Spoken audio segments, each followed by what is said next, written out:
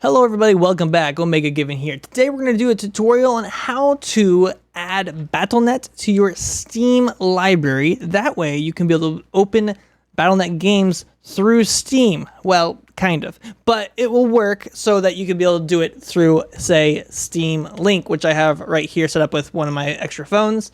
Or my old phone, really. Not extra. But okay, so I'm going to show you that all you really have to do, which is basically the same thing that you probably have thought of before, which is basically just add Battlenet through just like, this. Now, you might think you need to add some kind of specialty and everything, like for your specific game. I have not figured out that part. There might be a way to do that, but we're just going to add Battlenet. I'm going to show you a few of the finicky things with it. So I added Battlenet. I went through that pretty quick here, just by searching Battlenet, since it is on my computer. I just added it, so now it's not letting me see it. But basically, if you don't see it in this list, go to your browse and find it that way. The basic location is your C drive, program files x86, Battlenet, and then just add the Battlenet launcher.exe. I'm pretty sure it's that one, not the Battlenet.exe. Actually, it might be both. It doesn't matter. It probably might not matter. But I did the Battlenet launcher. That's the one specifically that I've done. And that one will add it. And from here, you can easily just press play and it'll open the Battlenet launcher. And from the Battlenet launcher, you can open the game of your choice. Now, there's a few finicky things, and we're going to go through those. So if you, up to this point, if that's all you need, go for it. It's awesome. But I want to just make you aware of the finicky things about it. So what we're going to do now is from our Steam link on our phone, we're going to open it up. It's going to launch Steam, of course, because, the Steam link, or the big picture mode of Steam link. And then with that, we're going to look up Battlenet. All right, so go to the search bar, look up Battlenet so we can be able to play it. And it's up here at the top. So let's go down. We are here, Battlenet. We're going to press play. And what's going to happen is it's going to open up Battlenet, which is going to be awesome.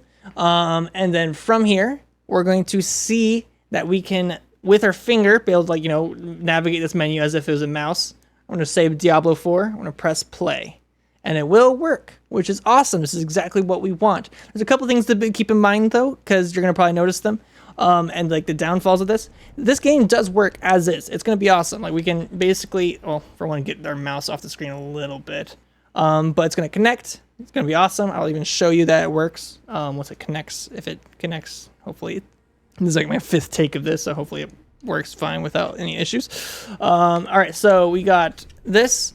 Opening, I'm going to play the game. Literally, I'm using my controller here that's hooked to my phone. So it's it's passing through Steam to the computer. So that's how it's actually able to play, and I can be able to play just like this and everything. So this is hooked to my phone, not the computer itself. So I can be able to play through Battlenet. Now, the finicky things is this game is launched not through Steam. Yes, we added Battlenet to Steam to launch it through Steam, but it's actually not. We launched Battlenet through Steam, and then from Battlenet we opened the game, meaning all of our Steam, application buttons, pressing the, I guess my Xbox menu button, doesn't work for this game. So that's the weird finicky thing about it. Meaning, if we want to close out of this, it's a little finicky, but we actually have to close out through the game menu itself. So we're going to close out right here, exit Diablo. And then it's going to bring us back to Battlenet, because all that game was basically overlay on our display on the computer itself. So that's a little finicky about it. So the only way to get in and out of that game is basically through the game menu itself. Else it's just going to override everything, and it's going to just be slapped on top of any of your Steam stuff. So it's going to make Steam Link a little bit of an issue. But you can at least play the game. That's basically what your whole goal is, right? Now, another finicky thing to keep in mind is, now that we have the Battlenet thing here, when you normally close it, say you use your finger on your phone to close Battlenet because you want to go and play a different game, it's going to look like this. It's kind of like a little bit of a mess. Let me do that. It's going to be a little bit of a mess because it kind of doesn't know where the Battlenet went. When you close it, it actually minimizes to the tray, the bottom right tray. So we basically have to kind of exit out a different way. So we're going to go to the menu, and we have to manually close it. Now, with this in mind, I'm going to basically close it by pressing the X and then confirm. This doesn't always work. Sometimes it does, sometimes it does. I don't know when it works and when it doesn't work. it's very finicky in that sense. Like I try to close it, it will take forever to close. If I press resume, then close, I don't know. It's super hard. Sometimes it closes, sometimes it doesn't. So that's the other finicky thing about it. So if you ever want to play another game, you might have to like just let it sit in the background. I actually haven't tried this yet, but let's like just do something simple, like Venture Capitalist. I don't know. Let's just open this. This is a super easy, simple game. And we'll see that it does open up, hopefully. Yeah, it opens up. Excellent. All right. So we are able to open up a different game and be able to play a different game. So that's cool, I guess.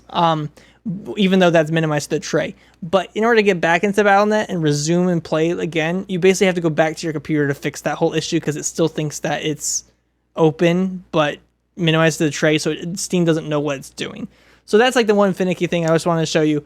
But hey, you get to play your Battlenet games through your Steam link around the house now. So if you like this video, like and subscribe. If you want to support the channel even more than just liking and subscribing, I do sell some cool things for, say, any Xbox lovers. Let me switch my mode so I can show you these things.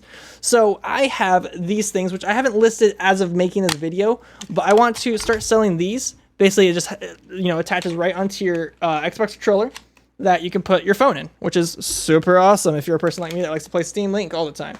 So it goes right in there. I'm still in production of it. I want to get a better bungee system and everything like that, so it can bungee well and not fall out, because that's my current issue.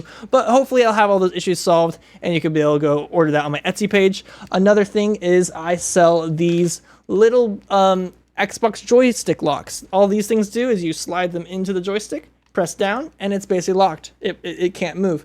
That way, when you're traveling, you don't have to worry about your joystick ever like getting hit and like get nudged, or there's still a slot here, but it helps a little bit so dust doesn't get in there. It makes it so that, your joystick doesn't get joystick drift as easily. I can't guarantee that it won't get joystick drift when you use these, but it does protect your joysticks a lot better. So if you want to go support us, go and order some of those, or order a pack of that, or order the other accessories I have on that Etsy page, and it'll very much support the channel. Thank you very much. Like, subscribe, and all that stuff. Bye-bye.